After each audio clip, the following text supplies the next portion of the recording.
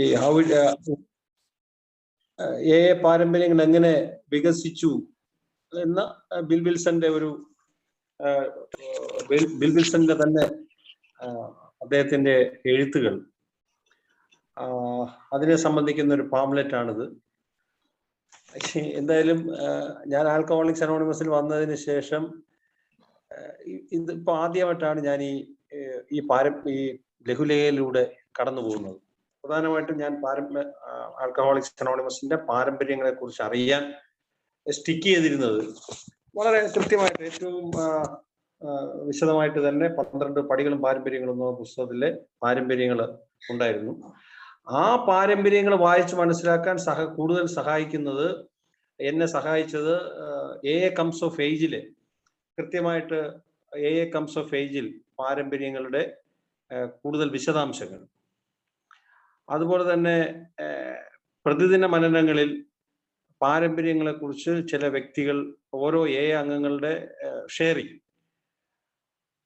അതുപോലെ തന്നെ കുറച്ചുകൂടെ ഇതിന്റെ ബിൽ വിൽസൺ നേരിട്ട് തന്നെ സംസാരിക്കുന്ന വളരെ കൃത്യമായിട്ട് അദ്ദേഹത്തിന്റെ തന്നെ എഴുത്തിൽ വരുന്ന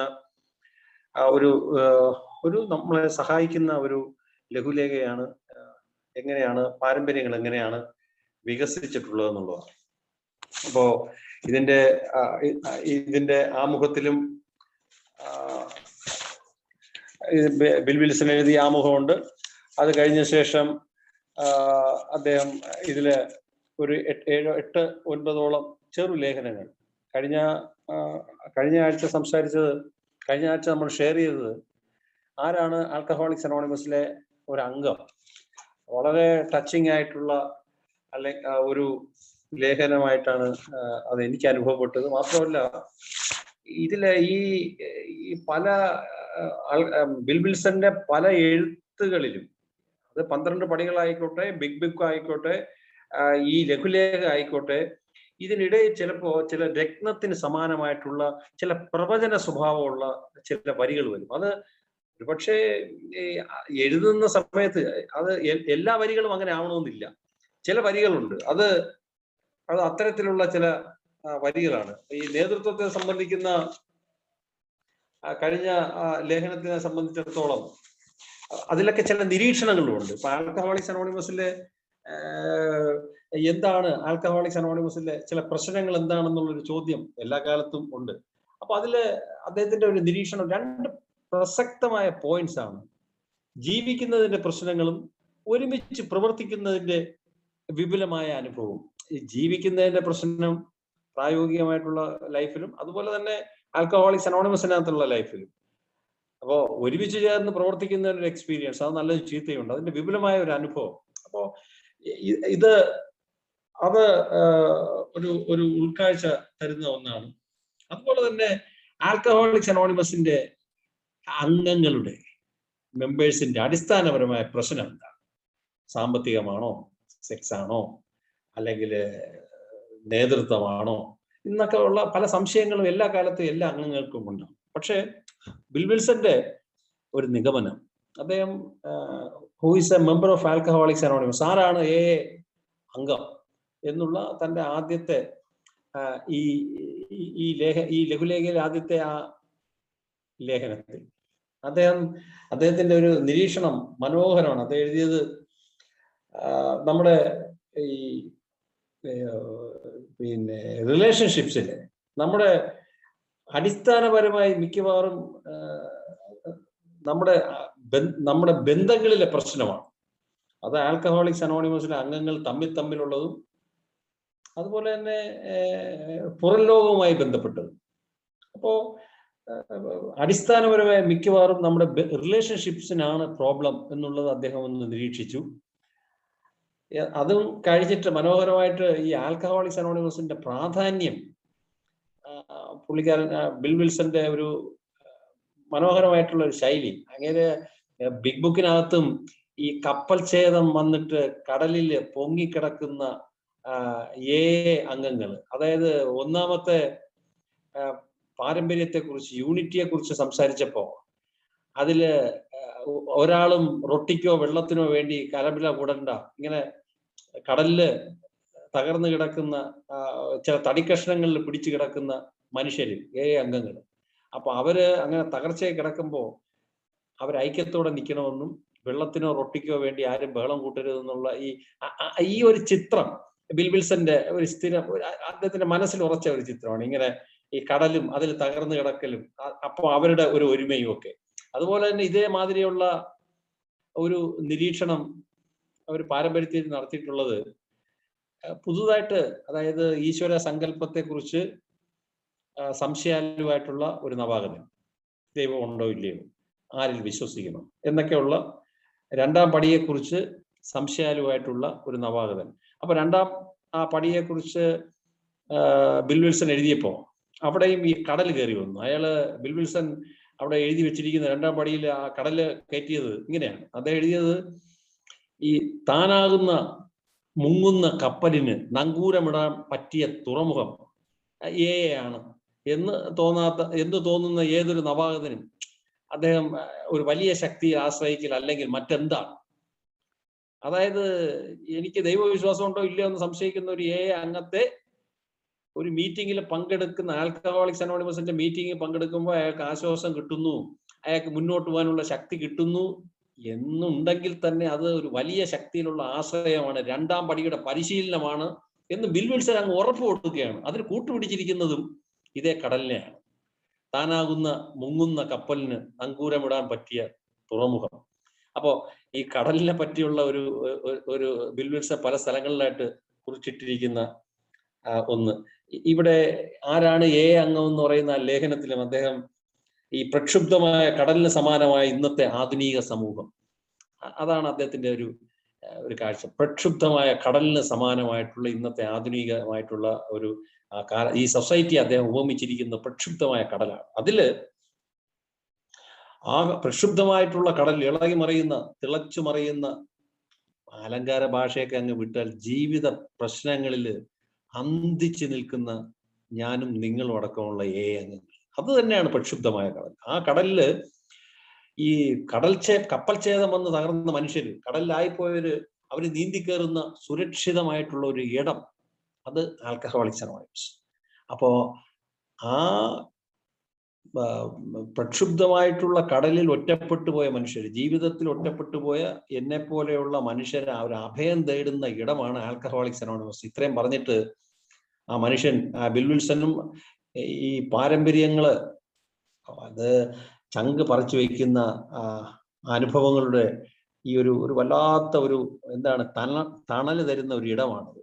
എന്നിട്ട് എഴുതി വെച്ചിരിക്കുന്നത്, ഇങ്ങനെയുള്ള ഒരു ഇടത്തില് നമ്മൾ നേതൃത്വത്തെക്കുറിച്ചും പണത്തെക്കുറിച്ചും അധികാരത്തെക്കുറിച്ചുമുള്ള വിഷയങ്ങളും ചോദ്യങ്ങളും ഒക്കെ ആയിട്ട് ബഹളവും വക്കാണവും ഒക്കെ കൂടിയാൽ നമ്മുടെ ഭാവി തീരുമാനിക്കപ്പെടും. വിവാദപരമായ കാര്യങ്ങളിൽ എങ്ങനെ തീരുമാനമെടുക്കുന്നു എന്നുള്ളതിനെയും പൊതുജന സമ്പർക്ക രീതി എങ്ങനെയുള്ളതിനെ ആശ്രയിച്ചുമാണ്, അതിനെ ആധാരമാക്കിയാണ് ആൽക്കഹോളിക്സ് അനോണിമസിന്റെ ഭാവി എന്ന് ബിൽവിൽസൺ നിരീക്ഷിക്കുന്നുണ്ട്. അത് അക്ഷരം പ്രതി ശരിയുമാണ്. വിവാദപരമായിട്ടുള്ള വിഷയങ്ങളിൽ ആൽക്കഹോളിക്സ് അനോണിമസ് എന്ത് നിലപാടെടുക്കും, പുറമേ ഉള്ള പൊതുജന സമ്പർക്ക രീതിയിൽ എന്ത് നിലപാടെടുക്കും, ഇതിനെ ആശ്രയിച്ചാണ് ആൽക്കഹോളിക്സ് അനോണിമസിന്റെ നിലനിൽപ്പ്. അപ്പോ ബിൽവിൽസൺ അവിടെയും കൊണ്ട് പറഞ്ഞ് അവസാനിപ്പിക്കുന്നില്ല. നമ്മളെ ഈ രണ്ട് കാര്യങ്ങളിലും ശ്രദ്ധിച്ചില്ലെങ്കിൽ,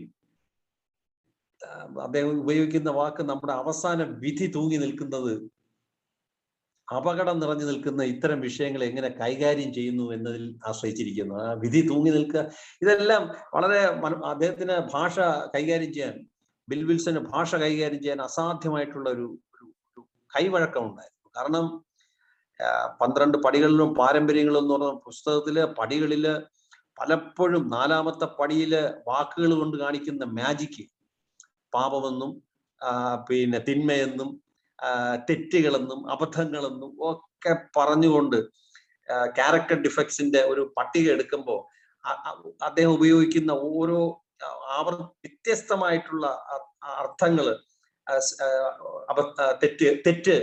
തെറ്റ്, പാപം അല്ലെങ്കിൽ അബദ്ധം അല്ലെങ്കിൽ വിദ്വേഷം, അല്ലെങ്കിൽ ശത്രുത, ഇങ്ങനെ ദേഷ്യം എന്നൊക്കെ പറഞ്ഞിട്ട് ഒരു ഒരു ഒരു പ്രത്യേക കാര്യത്തിനെ തന്നെ വിവിധ വാക്കുകൾ കൊണ്ട്, അതിന് വ്യത്യസ്തമായിട്ടുള്ള തലങ്ങൾ കൊടുത്തുകൊണ്ട്, അത് ഒരു ഒരു എന്താണ് ദൈവികമായിട്ടുള്ള ഒരു പ്രചോദനം കിട്ടിയ രീതിയിൽ തന്നെയാണ് ബിൽ വിൽസൺ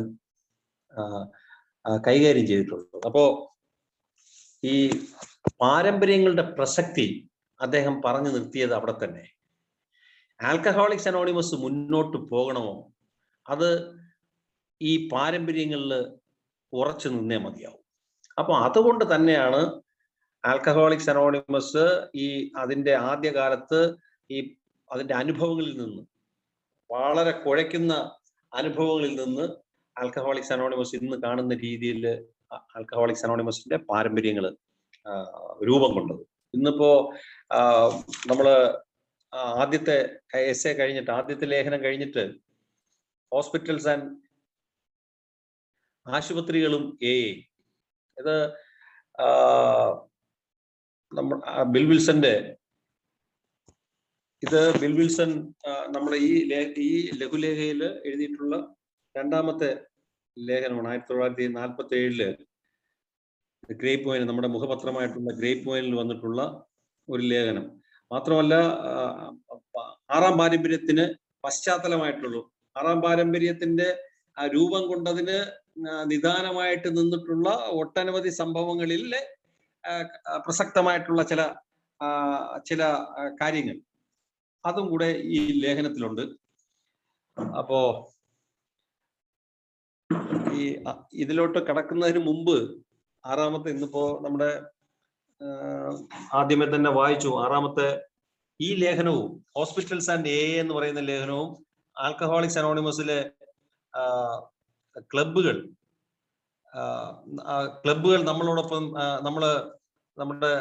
നമ്മൾ തുടരാൻ വേണ്ടി ക്ലബ്ബുകളുടെ പ്രസക്തി എന്തെന്നുള്ളതും, അതുപോലെ തന്നെ മറ്റ് എക്ക് പുറമേയുള്ള പ്രോജക്ട്സുമായിട്ട് നമ്മൾ ബന്ധപ്പെട്ട് നിന്നാൽ വരുന്ന അപകടങ്ങൾ, ഈ 3 ലേഖനങ്ങളും 6ഉം 7ഉം പടികളെ, 6ഉം 7ഉം പാരമ്പര്യത്തെക്കുറിച്ചും 6ഉം 7ഉം പാരമ്പര്യങ്ങളെ കുറിച്ചും, അവസാനത്തെ ഞാൻ സൂചിപ്പിച്ച എക്ക് പുറത്തുള്ള സംരംഭങ്ങളുമായിട്ട് ബന്ധപ്പെട്ട് നിന്നാൽ ഉണ്ടാകുന്ന അപകടങ്ങൾ എന്ന ലേഖനത്തില് 8ാമത്തെ പാരമ്പര്യം.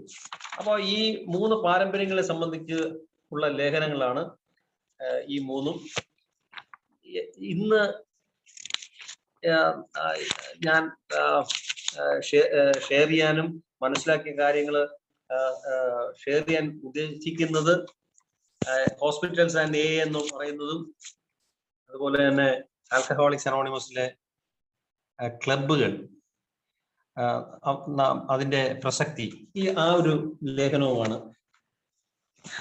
ഞാൻ ആദ്യമേ കരുതിയിരുന്നത് ഇന്ന് നേരത്തെ പറഞ്ഞതുപോലെ പ്രിപ്പയർ ചെയ്യുന്നതിലും ഇതിനെ തയ്യാറാകുന്നതിലും വന്ന ചില നമ്മൾ വ്യക്തിപരമായിട്ടുള്ള കാര്യത്തിൽ വന്ന ചില പ്രശ്നങ്ങൾ ഉണ്ടായി. അപ്പൊ അതുകൊണ്ടും ഒക്കെ ഇത് തയ്യാറായി വരാനും ചില കാലതാമസവും ഒക്കെ സംഭവിച്ചു എന്നുള്ളതാണ്. അപ്പോ ഹോസ്പിറ്റൽസ് ആൻഡ് ഇതില് ആശുപത്രികളും എന്ന് പറയുന്ന ഈ ലേഖനത്തിൽ 6ാമത്തെ പാരമ്പര്യം നമ്മുടെ വ്യക്തമായിട്ട് പറയുന്നത്, അതിന്റെ ലോങ് ഫോമിൽ, 6ാമത്തെ പാരമ്പര്യത്തിന്റെ ലോങ് ഫോമിലെ പണം, വസ്തുവകകൾ, അധികാരം ഇവ എളുപ്പത്തിൽ നമ്മുടെ പ്രാഥമിക ആധ്യാത്മിക ലക്ഷ്യത്തിൽ നിന്ന് നമ്മെ വ്യതിചലിപ്പിക്കും. അതുകൊണ്ട് ഞങ്ങളുടെ അഭിപ്രായത്തിൽ എക്ക് യഥാർത്ഥത്തിൽ ഉപയോഗത്തിലുള്ള കാര്യമായ സ്വത്ത് രജിസ്റ്റർ ചെയ്ത് വേറിട്ട് സൂക്ഷിച്ചിരിക്കണം, വേറെ കൈകാര്യം ചെയ്തിരിക്കണം. അങ്ങനെ സാമ്പത്തികം ആത്മീയത്തിൽ നിന്ന് വേർതിരിക്കപ്പെടും. ഒരു ഗ്രൂപ്പ് നേരിട്ട് ബിസിനസ്സിൽ ചെന്ന് ചാടരുത്. എയുടെ സഹായ ഘടകങ്ങൾ, അതായത് ക്ലബ്ബുകളോ ആശുപത്രികളോ പോലെ കൂടുതൽ സ്വത്തും ഭരണ സംവിധാനവും ആവശ്യമുള്ളവ പ്രത്യേകമായി രജിസ്റ്റർ ചെയ്ത് വേറിട്ട് പ്രവർത്തിക്കണം. എന്തെന്നാൽ ആവശ്യം വന്നാൽ വളരെ എളുപ്പത്തിൽ അവയെ ഉപേക്ഷിക്കാൻ സാധിക്കും. അതുകൊണ്ട് ഇത്തരം ഘടകങ്ങൾ എയുടെ പേര് ഉപയോഗിക്കരുത്. ക്ലബ്ബുകൾ AA മാനേജർമാരെയാണ് സാധാരണ തിരഞ്ഞെടുക്കാറ്. എന്നാൽ ആശുപത്രികൾക്കും മറ്റ് ആരോഗ്യ കേന്ദ്രങ്ങൾക്കും AAക്ക് പുറത്തുള്ളവരെയാണ് ആവശ്യം.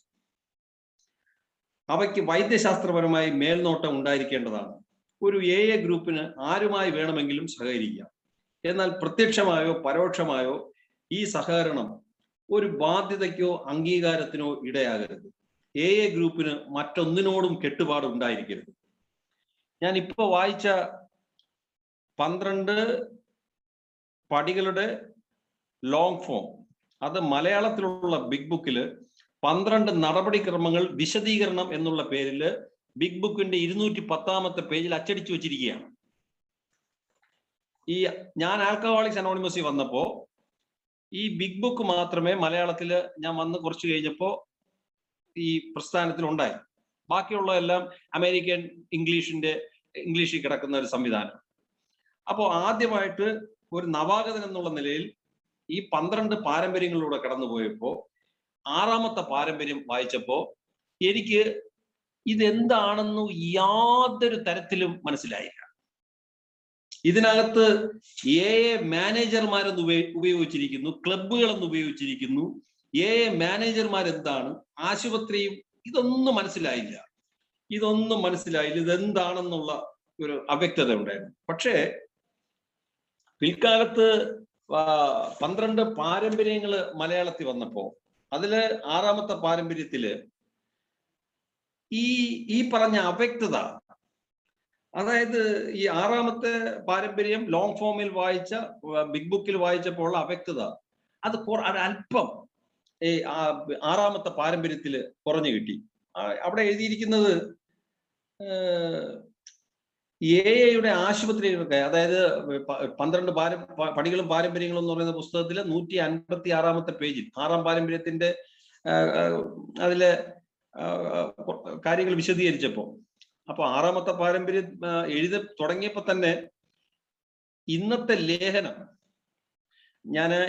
ലേഖനത്തിലോട്ട് വരുന്നതിന് മുമ്പ് ഇതിനൊരു പശ്ചാത്തലം ഒരുക്കുകയാണ്. കാരണം നമ്മള് എങ്ങനെയാണ് പാരമ്പര്യങ്ങൾ വികസിച്ചത് എന്ന ലേഖനത്തിലേക്ക് എത്തുന്നതിന് മുമ്പ് നമുക്കറിയാവുന്ന പുസ്തകങ്ങളിലൂടെയുള്ള ഒരു പുറകിലേക്കുള്ള ഒരു നടത്തം. അപ്പൊ ആ പുറകിലേക്കുള്ള നടത്തം വരുമ്പോ ഈ പാരമ്പര്യങ്ങൾ എങ്ങനെ വികസിച്ചു എന്നുള്ള ഈ ലഘുലേഖയുടെ അത് നമുക്ക് കൂടുതൽ വെളിച്ചം പകരുന്ന ഒന്നാണ്. അപ്പോ ആദ്യമായിട്ട് മലയാളത്തിൽ വന്ന ബിഗ് ബുക്കില് 6ാമത്തെ പാരമ്പര്യത്തിന്റെ ലോങ് ഫോം വായിച്ചപ്പോ അത് ഒന്നും മനസ്സിലായില്ല. എന്താണ് ക്ലബ്ബ്, എന്താണ് AA മാനേജർ, എന്തിന് സ്വത്ത് നമ്മള് രജിസ്റ്റർ ചെയ്ത് വ്യത്യസ്തമായിട്ട് വെക്കണം, ആൽക്കഹോളിക്സ് അനോണിമസിന്റെ പേര് പ്രത്യക്ഷമായോ പരോക്ഷമായോ നമ്മൾ യൂസ് ചെയ്യാൻ പാടില്ല, മറ്റു ഗ്രൂപ്പിന് മറ്റൊന്നിനോടും കെട്ടുപാടുണ്ടാവരുത് എന്നൊക്കെ എഴുതിയപ്പോ അത് തിരുവനന്തപുരത്തിരിക്കുന്ന എനിക്കതൊന്നും മനസ്സിലായില്ല. 12 പടികളും പാരമ്പര്യങ്ങളും എന്ന പുസ്തകത്തിൽ 6ാമത്തെ പാരമ്പര്യം വായിച്ച് മലയാളത്തിൽ കിട്ടിയപ്പോൾ നോക്കിയപ്പോ അതിലെഴുതി വെച്ചിരിക്കുന്നു, ഈ നമ്മളെ കുടിയന്മാരെ ആശുപത്രിയൊക്കെ ഇഷ്ടമായിരുന്നില്ല ഒരു കാലത്ത്.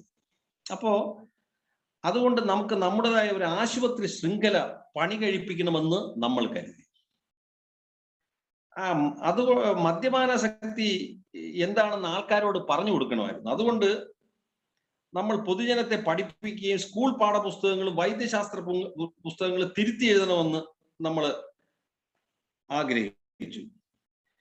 അപ്പോ ആ പേജുകളിൽ അങ്ങനെ ആശുപത്രിയുമായിട്ട് ചേർന്ന സൂചനകൾ, അതുപോലെ തന്നെ ഈ ആശുപത്രിയുമായിട്ട് ഈ നമ്മുടെ 12 പടികളും പാരമ്പര്യങ്ങളും എന്ന് പറയുന്ന പുസ്തകത്തിലെ 6ാം പാരമ്പര്യത്തില് ഈ ആശുപത്രികളുമായിട്ട് ഉള്ള ചേർത്തുകൊണ്ടുള്ള ഒരു വർത്തമാനം 156ാമത്തെ പേജില് AA ആശുപത്രികൾക്കായി നമ്മൾ പരിശ്രമിച്ചെങ്കിലും അവയെല്ലാം തടസ്സപ്പെടുകയുണ്ടായി.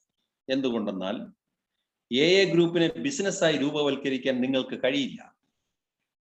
പലർ കൂടിയാൽ പാമ്പ് ചാകില്ലെന്ന് പറയുന്നത് പോലെ വാസ്തവത്തിൽ ഇതിന്റെ പരിഭാഷയുടെ സ്റ്റേജില് പരിഭാഷകന്റെ കൂടെ ഇരുന്ന ഒരു മനുഷ്യനാണ് ഞാൻ. അവിടെ ഇംഗ്ലീഷിലുള്ള ഒരു വാക്കാണ് സാധാരണ അവിടെ ഉപയോഗിച്ചിരുന്നത്. അതായത് ഈ too many cooks spoil the broth എന്ന് പറയുന്ന ഒരു അതിലെ ഇംഗ്ലീഷിലുള്ള ഈ സൂപ്പ് കൂടുതൽ പാചകക്കാർ കൂടിയാൽ ആ സൂപ്പിന് അതിന്റെ മേന്മ രുചി നഷ്ടപ്പെട്ടു പോകുന്നുള്ള ഇംഗ്ലീഷിന്റെ ഒരു ശൈലിയാണ്. പക്ഷേ വളരെ തമാശയായിട്ട് ഞങ്ങൾ അന്ന് തീരുമാനിച്ചു ഇതിനൊരു മലയാളിത്തം കൊടുക്കാം. അതുകൊണ്ട് ഒരു നാടൻ ശൈലി നമ്മൾ ഇതിന്റെ പ്രിന്റിങ്ങിന്റെ സമയത്ത് സ്വീകരിച്ചു. ഇതിന്റെ പരിഭാഷയുടെ സമയത്ത് പലർ കൂടിയാൽ പാമ്പ് ചാകില്ലെന്ന് പറയുന്നത് പോലെ അത് അത് അതിന്റെ ഒരു രസമായിട്ട് ഇപ്പോ അതൊന്ന് എടുത്തുന്നേ ഉള്ളൂ. അപ്പോ ഈ ആശുപത്രിയെ സംബന്ധിക്കുന്ന കാര്യങ്ങൾ, ഈ ഗ്രൂപ്പിനെ ബിസിനസ്സായി രൂപവൽക്കരിക്കാൻ പറ്റില്ലെന്നുള്ളതും, അതുപോലെ തന്നെ ഈ വിദ്യാഭ്യാസ ശ്രമങ്ങളെ കുറിച്ചൊക്കെ ഇവിടെ എഴുതിയിട്ടുണ്ട്. ഈ 6ാമത്തെ പാരമ്പര്യത്തില്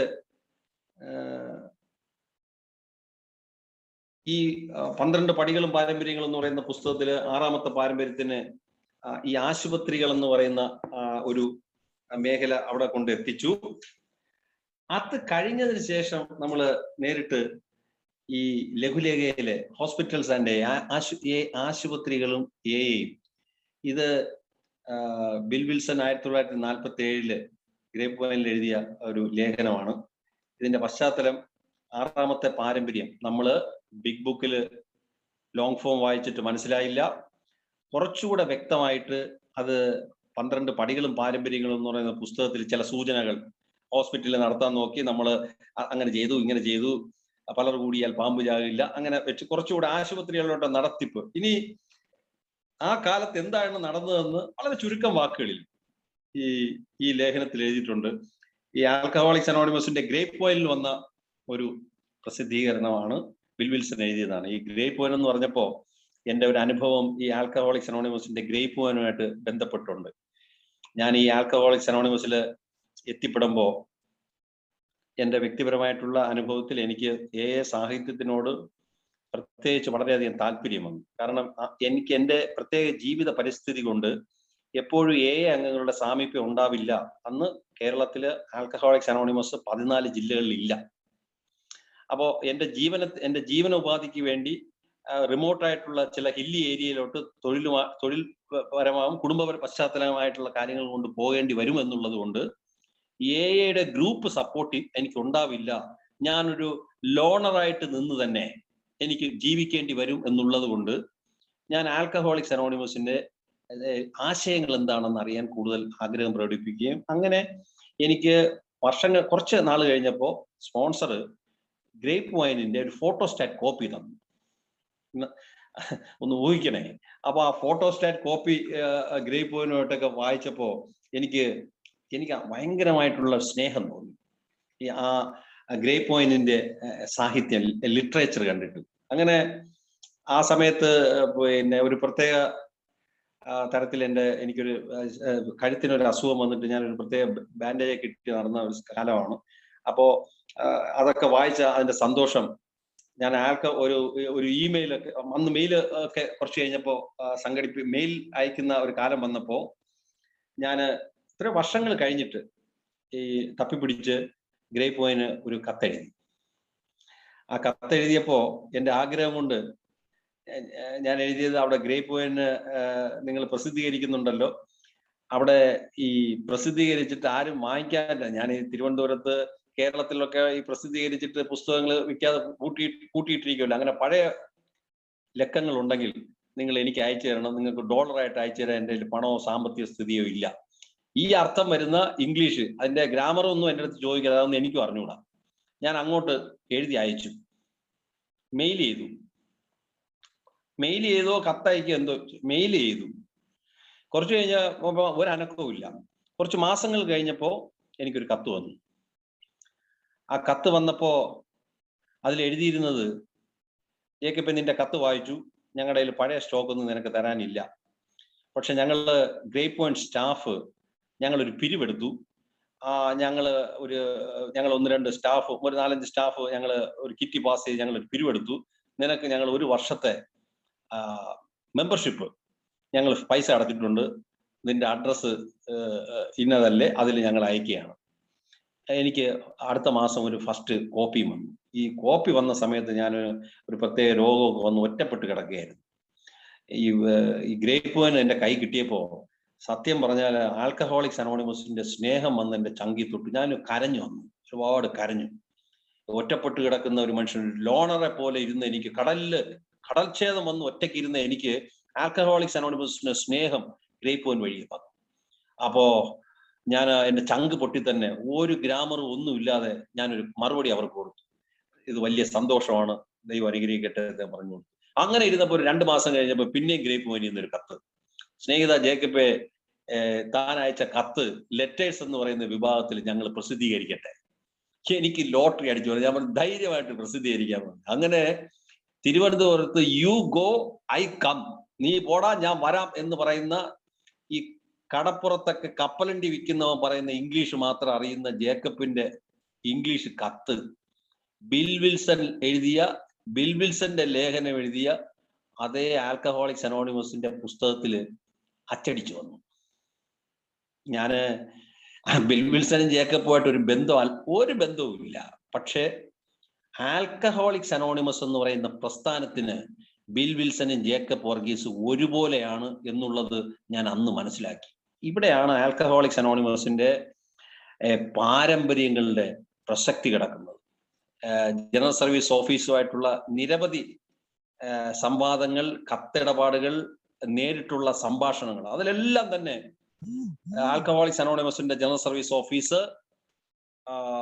പ്രത്യേകിച്ച് ന്യൂയോർക്കും നമ്മുടെ ആൽക്കഹോളിക്സ് അനോണിമസിന്റെ മുഖപത്രമായിട്ടുള്ള ഗ്രേപ്പ് വൈനും, ലോകത്ത് അവരെ സൂക്ഷിക്കുന്ന തനിമ മറ്റൊരിടത്തും കാണാനില്ല. ഇംഗ്ലണ്ടില് ഷെയർ മാഗസിൻ എന്ന് പറഞ്ഞു, ജർമ്മനിയില് മറ്റൊരു മാഗസിൻ, ഇന്ത്യയില് 12 സ്റ്റെപ്പ് മാഗസിൻ, അങ്ങനെ ലോകത്തെമ്പാടും ഓരോ ജനറൽ സർവീസ് ഓഫീസുകൾ നടത്തുന്ന മുഖപത്രങ്ങൾ, അതാത് രാജ്യത്തിന്റെ മുഖപത്രങ്ങൾ ഉണ്ടെങ്കിൽ തന്നെയും ഇത്രയധികം കൃത്യമായിട്ടുള്ള സ്വഭാവം ഉൾക്കൊണ്ടിട്ടുള്ള മറ്റൊരു പ്രസിദ്ധീകരണവും നമുക്കില്ല.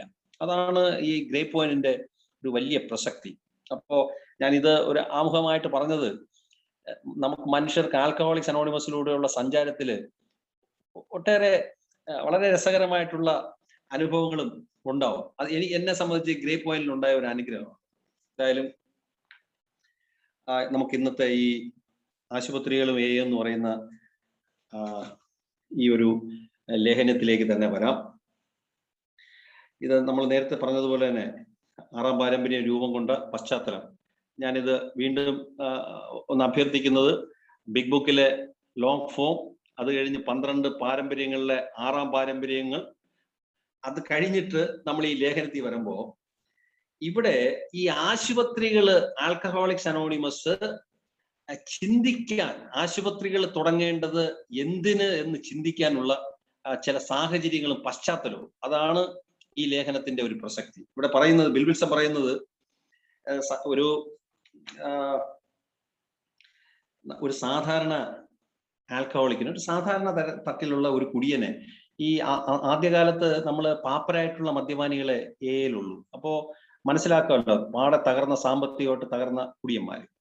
അപ്പൊ ഒരു സാധാരണ കുടിയനെ സംബന്ധിച്ച് ഒരു സാനിറ്റോറിയത്തിലോ അല്ലെങ്കിൽ പ്രൈവറ്റ് ആശുപത്രിയിലോ എത്തിപ്പെടാൻ പറ്റാത്ത തരത്തിലായിരിക്കും അയാളുടെ അവസ്ഥ. ഇവിടെ ഉപയോഗിച്ചിരിക്കുന്ന 2 വാക്ക്, സാനിറ്റോറിയം എന്ന് പറയുന്ന ഒരു വാക്ക്, ഇപ്പൊ എനിക്ക് തിരുവനന്തപുരത്ത് നിന്ന് എനിക്ക് ഏറ്റവും എളുപ്പം സാനിറ്റോറിയം എന്ന് പറയുന്ന മനസ്സിലാക്കാൻ കഴിയുന്നത് ക്ഷയരോഗം, ക്രോണിക് ആയിട്ടുള്ള ഒരു അസുഖമാണ്, ദീർഘകാലം നീണ്ടു നിൽക്കുന്ന ഒരു അസുഖം. അപ്പൊ അത്തരത്തില് പ്രത്യേക തരത്തിലുള്ള ക്ഷയരോഗ ബാധിതർക്ക് ചെസ്റ്റ് ഡിസീസ് ഹോസ്പിറ്റലുകൾ സാനിറ്റോറിയം എന്നാണ്. കാരണം ക്രോണിക് ആയിട്ടുള്ള നീണ്ട കാലം നമുക്ക് കെയർ കൊടുക്കേണ്ട ഒരു രോഗിയെ പാർപ്പിക്കുന്ന ഇടം സാനിറ്റോറിയം. അപ്പോ ഇത്തരം സാനിറ്റോറിയത്തില് അല്ലെങ്കിൽ ഒരു പ്രൈവറ്റ് ആശുപത്രി എക്സ്പെൻസീവ് ആണ്. അവിടെ പാപ്പറായിട്ടുള്ള ഒരു മദ്യപാനിയെ അയാൾക്ക് എത്താൻ പറ്റില്ല. അപ്പോ ഈ പബ്ലിക് ആയിട്ടുള്ള, നമ്മളെ സർക്കാർ ആശുപത്രി എന്നൊക്കെ പറയുന്ന പോലെ ഒരു പബ്ലിക് ആയിട്ടുള്ള, പൊതു ആയിട്ടുള്ള ആശുപത്രിയിൽ, അല്ലെങ്കിൽ പ്രത്യേകമായിട്ടുള്ള മതസ്ഥാപനങ്ങൾ നടത്തുന്ന ആശുപത്രികളിലൊക്കെ കുറച്ചൊക്കെ ഉള്ള ആശുപത്രികളിൽ ഇതില് കുടിയന്മാർ, പ്രായം ചെന്ന കുടിയന്മാരും ഒക്കെ ആളുകൾക്ക് കുറച്ച് ദിവസങ്ങൾക്ക് മരുന്നും ഒക്കെ ആയിട്ട് താമസിക്കാനുള്ള മിതമായ നിരക്കിൽ മിതമായ നിരക്കൊക്കെ ഉള്ള ചില ആശുപത്രി സംവിധാനങ്ങളൊക്കെ ഉണ്ടായിരുന്ന ഒരു കാലം. ആ അവസ്ഥ അന്ന് ഉണ്ടായിരുന്നത് കൊണ്ട് മനുഷ്യസ്നേഹികളായിട്ടുള്ള നമ്മുടെ ആൽക്കഹോളിക്സ് അനോണിമസിലെ അംഗങ്ങൾ അടങ്ങിയ ഗ്രൂപ്പ് ഇന്ന് പാരമ്പര്യം വായിക്കുമ്പോൾ പുറമേ ഉള്ള സംരംഭങ്ങളെ അങ്ങ് അനുകരിക്കരുത്, സാക്ഷ്യപ്പെടുത്തരുത് എന്നൊക്കെ പറയുന്നത് നമ്മുടെ മനസ്സിലാക്കുന്ന തരത്തിലുള്ള ഈ തൊട്ടുകൂടായ്മയും തീണ്ടിക്കൂടായ്മയൊന്നും അല്ല. അസാധ്യമായിട്ടുള്ള വളരെ ഡീപ്പായിട്ടുള്ള സഹജീവി സ്നേഹത്തിന്റെ അടിസ്ഥാനത്തിൽ അന്ന് പാപ്പരായിട്ടുള്ള കള്ളുകൂടിയന്മാർ ഈ അവസ്ഥ ഉള്ളത് കൊണ്ട് അവര് ചില ഗ്രൂപ്പുകൾ ചികിത്സ രംഗത്തേക്ക് കടക്കാൻ അവർ പ്രലോഭിപ്പിക്കപ്പെട്ടു എന്നാണ് ബിൽ വിൽസൺ എഴുതുന്നത്. അവര് ചിന്തിച്ചു എന്തുകൊണ്ട് നമുക്ക് ആശുപത്രികൾ സ്ഥാപിച്ചുകൂടാ.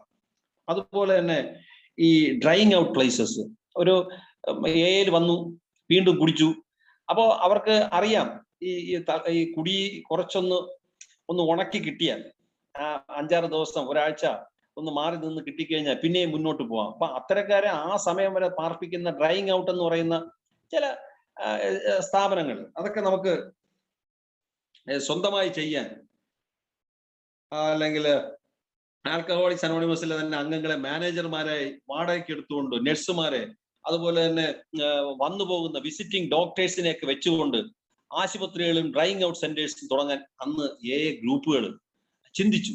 അത് ചിന്തിക്കാനുള്ള പശ്ചാത്തലം ഇതാണ്.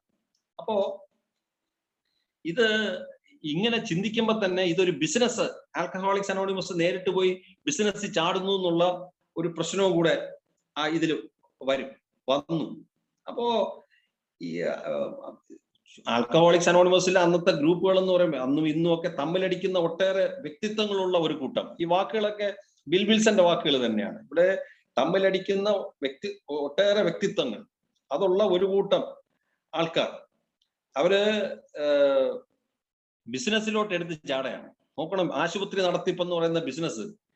ഇവിടെയും ബിൽ വിൽസൺ ഈ too many cooks spoil the broth എന്ന് പറയുന്ന, അതിനെ നമ്മൾ പലർ കൂടിയാൽ പാമ്പ് ചാകില്ലെന്നതുപോലെ എന്നുള്ള, അതുപോലെ തന്നെ ഈ ആശുപത്രി നടത്തിപ്പുമായിട്ട് ഒരു ബന്ധവുമില്ലാതെ ചികിത്സ മെഡിക്കേഷനായിട്ട് അതിന് തക്കമുള്ള അറിവോ ഒന്നുമില്ലാത്ത തമ്മിലടിക്കുന്ന ഒട്ടേറെ വ്യക്തിത്വങ്ങളുള്ള ആൽക്കഹോളിക്സ് അനോണിമസ് ഗ്രൂപ്പ്, അത് ഇത്തരത്തില്, അതും ആൽക്കഹോളിക്സ് അനോണിമസ് എന്ന് പറയുന്നത് ഒരു ആത്മീയമായിട്ടുള്ള ഒരു ആത്മീയതയ്ക്ക് കടപ്പെട്ട ഒരു സ്ഥാപനമായിട്ട് നിൽക്കുന്ന ഒരു ഇടം എന്നുള്ള സങ്കല്പത്തിൽ നിൽക്കുന്ന സമയത്ത് തന്നെ ഈ പുറമേയുള്ള ഇത്തരം സംരംഭങ്ങൾ നടത്താൻ ആൽക്കഹോളിക്സ് അനോണിമസിലെ അംഗങ്ങള്, ഗ്രൂപ്പുകൾ തുനിഞ്ഞു. അപ്പോ അന്ന് ഈ പുറമേയുള്ള ഗ്രൂപ്പുകള് പുറമേയുള്ള സംരംഭങ്ങളുമായിട്ട് സഹകരിക്കുന്നത് എത്രത്തോളം കുറഞ്ഞിരിക്കുമോ അത്രയും നല്ലത് എന്ന കാഴ്ചപ്പാട് നിൽക്കുമ്പോൾ തന്നെ അംഗങ്ങളുടെ ആശുപത്രിയുടെ ബില്ലുകൾ, അപ്പോ ഇത്തരം ആശുപത്രികൾ, ഡ്രൈയിങ് ഔട്ട് സെന്റേഴ്സ് ഒക്കെ തുടങ്ങി. അപ്പോ ആൽക്കഹോളിക്സ് അനോണിമസിന്റെ അംഗങ്ങൾ തന്നെ വീണ്ടും കുടിക്കുമ്പോൾ അവരെ കൊണ്ടെത്തിക്കണം, അവരുടെ ആശുപത്രി ബില്ല് നോക്കണം, ഡ്രൈയിങ് ഔട്ട് സെന്റേഴ്സ് നടത്താൻ മാനേജർമാരെ വെക്കണം, അവരുടെ മുന്നോട്ട് പോകാൻ പൈസ വേണം. അപ്പോ ഇതിനൊക്കെ സാമ്പത്തികം വേണം. ഇത് നടത്തിക്കൊണ്ടു പോകാൻ പലപ്പോഴും സാമ്പത്തികമായിട്ട് നമ്മൾ പരാജയപ്പെട്ടു. അപ്പോ ബിൽ വിൽസൺ പറയുന്നത്, ഇത് നടത്തിക്കൊണ്ട് പോകാൻ ധാരാളം ലോണുകൾ നമ്മൾ അംഗങ്ങൾക്ക് കൊടുത്തു. ഇപ്പോ ഒരാൾ സ്ലിപ്പായി, അല്ലെങ്കിൽ വേറൊരു 12 സ്റ്റെപ്പ് ചെയ്ത് ഒരുത്തിനെ കൊണ്ടുവന്ന് ഡ്രൈയിങ് ഔട്ട് സെന്ററിൽ പോയി ഒരു ഹോസ്പിറ്റലിൽ അഡ്മിറ്റ് ചെയ്തു, അവന്റെ ചികിത്സയ്ക്കുള്ള ബില്ല് നമ്മുടെ ഗ്രൂപ്പോ അല്ലെങ്കിൽ ഈ വ്യക്തികളോ ഒക്കെ പൈസ ലോൺ കൊടുത്തു. ഇത് കൊടുത്തതൊന്നും നമുക്ക് തിരിച്ചു കിട്ടാതെ വന്നു. ഗ്രൂപ്പുകൾ നടത്തുന്ന ആശുപത്രിയുടെ കാര്യമാണ് ഈ പറയുന്നത്. അപ്പോ ചികിത്സയ്ക്ക് നമ്മള് ഗ്രൂപ്പുകൾ ലോൺ കൊടുത്ത് തിരിച്ചു കിട്ടാതെ വന്നു. അത് മാത്രമല്ല, വേറെ ചില പ്രശ്നങ്ങൾ ഉണ്ടായി. ഇത്തരം ഹോസ്പിറ്റലുകളിൽ പ്രവേശിപ്പിക്കേണ്ട മുൻഗണന എങ്ങനെ എന്നൊക്കെയുള്ള പ്രശ്നങ്ങളുണ്ടായി. അപ്പോൾ പൊതുവില് ഇത്തരത്തിലുള്ള ആരോഗ്യ സേവനത്തിനുള്ള ശ്രമങ്ങൾ പൊതുജനങ്ങൾക്കിടയിൽ ആശുപത്രികൾ എന്ന ഒരു മുന്നേറ്റത്തിന് വേണ്ടി, അപ്പോൾ നമ്മൾ ഈ ആശുപത്രികളൊക്കെ നടത്തുന്നു. അതുപോലെ തന്നെ ആൽക്കഹോളിക്സ് അനോണിമസിന്റെ ആശുപത്രികൾ നടത്തിപ്പിന് വേണ്ടി പൊതുജനങ്ങളിൽ നിന്നും എയുടെ പേര് പറഞ്ഞ് പണം പിരിക്കാനുള്ള ശ്രമങ്ങൾ നടന്നു. കാരണം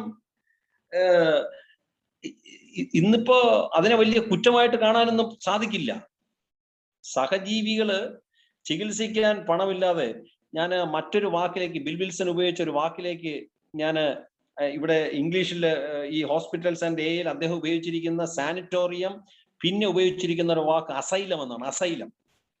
ഞാൻ ഈ അസൈലം എന്നുള്ള വാക്കിനെ അതിന്റെ ഒരു ചരിത്രം എടുത്തപ്പോ, ഈ അസൈലം നമ്മുടെ 1930 മുമ്പേ ഉള്ള കാലഘട്ടത്തിൽ മദ്യപാനിയെ ചികിത്സിക്കാൻ ആശുപത്രികളിൽ അഡ്മിറ്റ് ചെയ്യില്ല.